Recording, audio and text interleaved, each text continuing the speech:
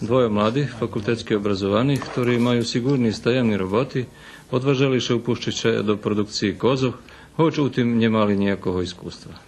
Mi jako volimo životinje i jako volimo da provodimo vreme ovde i to je bio razlog zašto smo mi se rešili na ovakav korak. Ovo je definitivno nešto gde se samo radost osjeća i samo ljubav i ovo je, čini mi se, jedini posao gde vam se sva uložena ljubav zaista vrati. Isto onoliko koliko ste dali, uglavnom i više.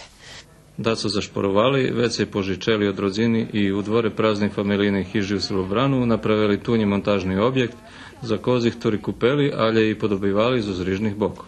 Mislim da je ovo bilo početak životne škole. Znate, škola se kreće sa 7 godina.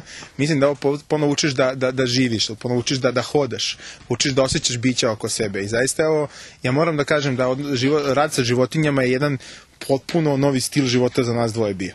Pomoc stigla i od Pokrajinskog fondu za rozvoj i fondu Ani i Vladi Divcovi, ktorý im zo svojho fondu za mladih poljoprivrednikov dodzeljeli 3000 evra, ta už od marca planuju, že roboti kolo instalovanja mini mljekarnji budu gotovi i že počne i otkup kožovog mlijeka od všetkých kozárov, ktorí budú zainteresovani za sotrudnictvo, bo už rokami nikto ne otkupuje toto zdravo poživu.